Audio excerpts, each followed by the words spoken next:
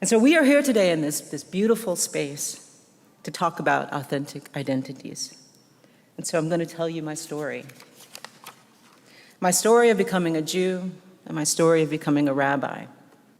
As a child, I learned that Christianity was forced on American slaves, and as a child, and as a young adult, as a young queer adult, I saw Christianity as homophobic.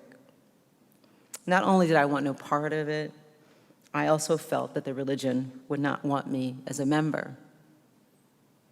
Now, my views on religion started to change when I was in college, and I begrudgingly took a class on the 5 books of Moses. I needed a humanities credit to graduate, and this class fulfilled the requirement, so I registered. I loved the class. It provided me my first real introduction to the Torah and made the Bible accessible to me. And it treated the Bible as a piece of literature that I could understand. I was fascinated by the stories in the Bible and the history of the text. This class was the beginning of a shift of my views on religion.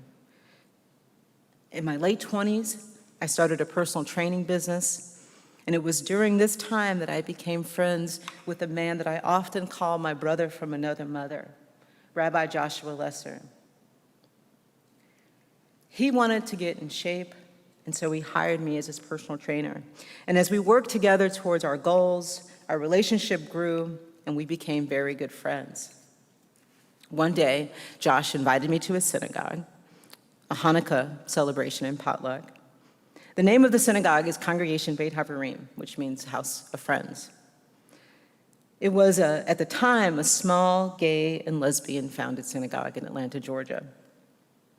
Now, here is what I remember from that first service. During the service, kids were running around and their parents were listening attentively to the service. I was fascinated by this. The children were dancing and singing, just having fun, not being rude. When I was a child and we visited churches, it seemed to me like children would be forced to sit still in the pew as if somehow shackled. Since the children were doing the things that they enjoyed, this meant that the parents could listen attentively and participate in the service. It seemed to me that everyone was getting what they needed from the service, even Chance, the helper dog. Chance, may he rest in peace, during the service was helping himself to the crumbs that were dropped by humans from the potluck. I watched with glee as humans adjusted themselves in the pew so Chance could get the crumbs.